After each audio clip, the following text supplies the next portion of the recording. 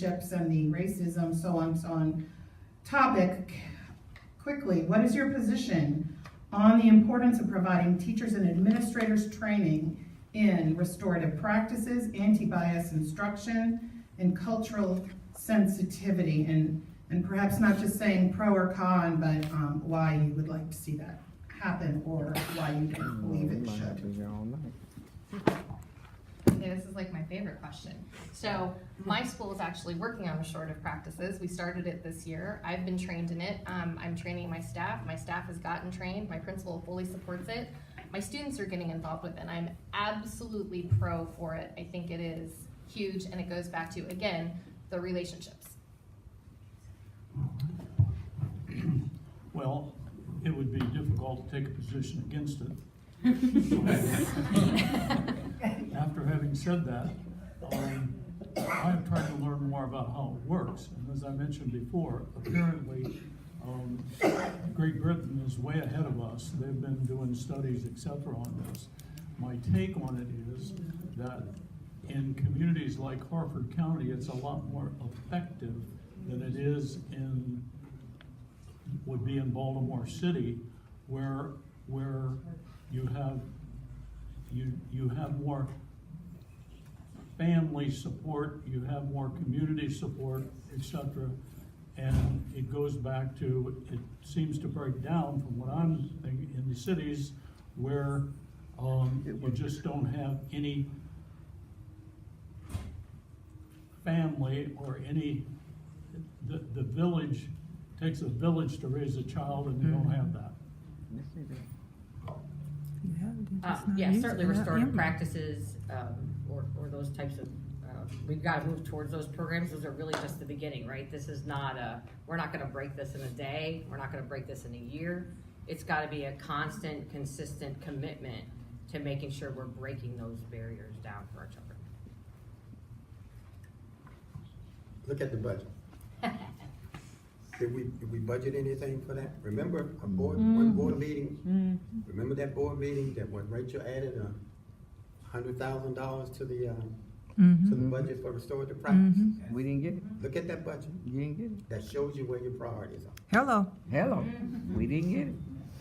And that's one reason we need to keep fighting for it. The reality is, it is so important for us to not only open the conversation, but to continue the conversation. Because what's happened is people start it and then they get off on a tangent and the ball gets dropped and gets left behind. It's too important, and we're worried about equity, equality, and treating each other in humane ways. Well, let's do it. And we need to support groups like this group, Together We Will, because you are our foothold here. And you're the ones that are keeping this in the limelight as a central issue. And I appreciate every time I go to a board meeting or even watch it from home and see you all at the microphone. I thank you.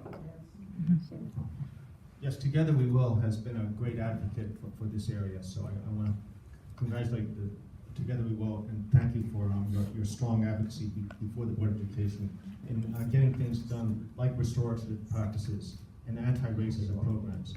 And racist incidents such as what occurred in Bel Air High School are not to be tolerated, and they need to be dealt with severely. But we need to do much more than that. We need to have established programs that really emphasize respect for all.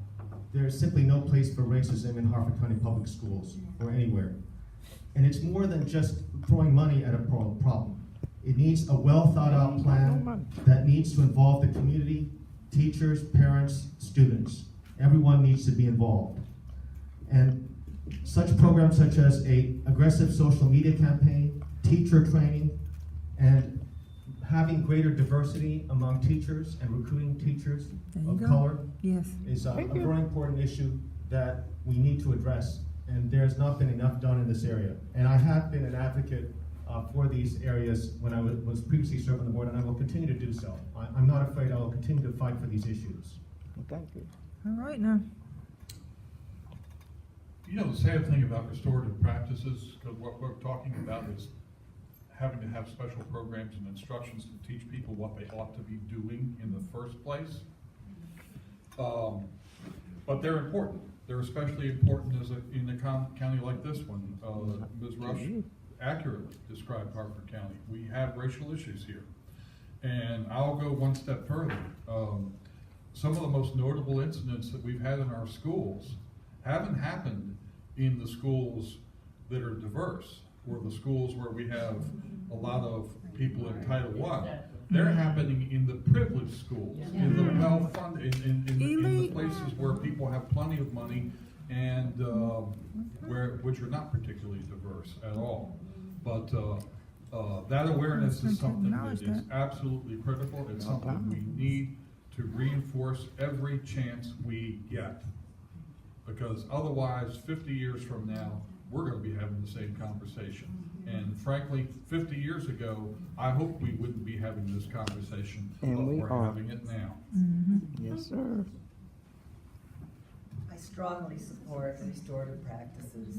I strongly support the need to bring our community together and bring services to those children and helping them understand why they did it wrong and helping the victim understand why it happened to them, because it's both sides. I really do commend HCEA and the teachers union for training or offering now to train 20 teachers on their own funds to begin this process. So they are to be commended.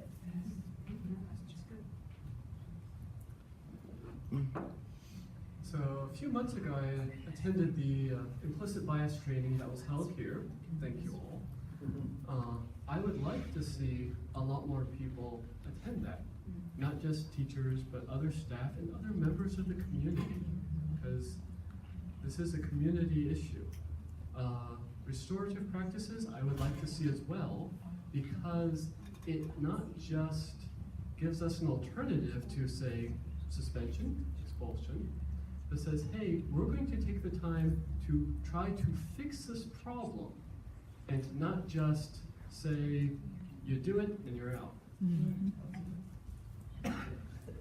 So yeah, I think teacher training is a critical priority, and especially in these areas of restorative practice and cultural competency. It's unfortunate, again, as we look at the meetings that are happening now, these are some of the areas that are being cut, right? The training for teachers. So it certainly hits home for me when I think about priorities and decisions that need to be made. These issues are so important, and they cross over the community, right? These same exact trainings, guess what, are being provided to Department of Social Services workers, Department of Juvenile Services worker. How about this as an idea? Why don't we get everyone together and pay for one training? Don't try to repeat this over and over again and operate in silos. There's opportunities for folks to learn from one another. Restorative practices or juvenile justice area of expertise could pretty much be shared with school systems to help advance that goal. Those trainings to talk about, okay, if I'm in a home versus school, you know, what are the issues that are going on here? Let's talk about the